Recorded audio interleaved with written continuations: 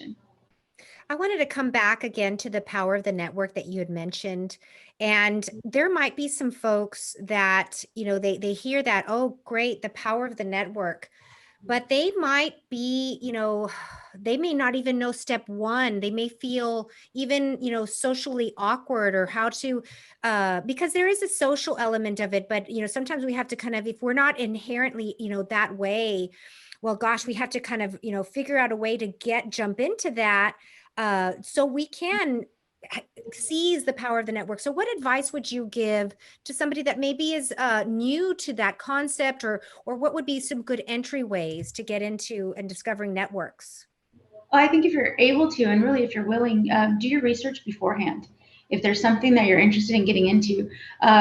In my case, an example, when I was on my way to the Bay Area to attend our kickoff weekend, we had been provided a packet in a PDF and an email. And I went ahead and I printed out the packet, and it was everybody's brief paragraph bio. And I was on the plane and I was reading through everything. So when I got there, I think we maybe had one introduction call, very quick, where we got to listen to what the program was. We didn't get to discuss anything with each other and get to know each other. So when I got there, I would see somebody and I said, oh, hey, your business, you work on marine, marine and boat technology. Oh, great. And I would go up to people and I already knew maybe a snippet, or if I could remember, because it's a lot to read about. Yeah. There were 77 of us, but doing that, and it's the same thing when you're approaching a client.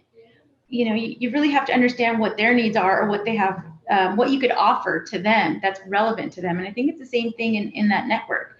I've early on, especially, I remember younger and awkward and just going up and kind of just being like, hi, sometimes you're at these little evening mixers, the evening before a conference or something. And you have your little plate, your little appetizers, and you're just like, okay, who looks just as uncomfortable as I do? And I have a funny story. I was at an event at La Posada, and I walked up to a lady who was by herself, and I was nervous.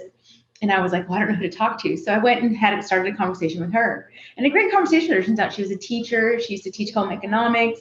And I couldn't even tell you, I think this is an event for Laredo College. Well, it ends up being Mrs. Sines, Mayor Sines' wife. And I didn't know.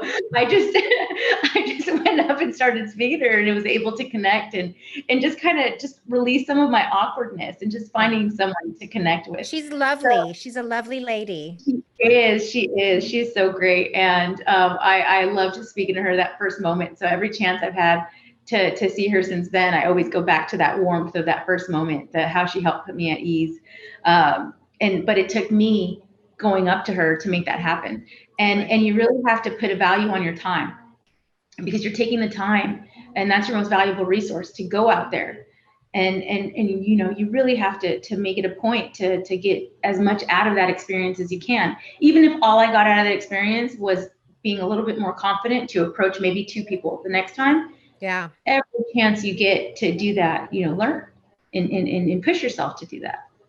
And one of the things that I found with my one of my mentor groups is that it's givers get. And so in our group, one of the neat things is this is a group of entrepreneurial attorneys. And what we talk about is how we can help each other in our systems, in our marketing. And we're very open, and we share.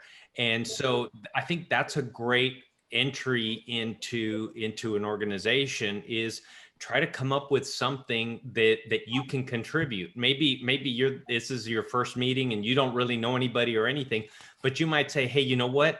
There's this really cool podcast that I think, any business person would like. I highly recommend it. I listen to it all the time. And that all of a sudden you've given them something. And so now it makes it easier, because now when they share with you, you don't feel like, oh, I'm just taking, or what am I going to get from them? And they also don't feel like you're just looking for, okay, how am I going to get my customer? How many sales am I going to get out of you? Not how can I serve you? So I think that's a great attitude to have, is going in with the idea of getting to know people, getting to know what people's needs are. Yeah, and I love the idea of the bio reading. And, sometimes it's just that simple. They give you, the whole packet, like, oh, it's this thick old packet. Well, get to work on it, right? That's already home ec. So that's some great tips. Very good. All right. So, let's see. What else would you like to share about your about some of your networking groups? Well, I've always, growing up, I grew up in Southern California. I always did my best to just blend into the melting pot of what was San Diego. And I was hesitant at first to join something like the Latino Entrepreneurship Initiative.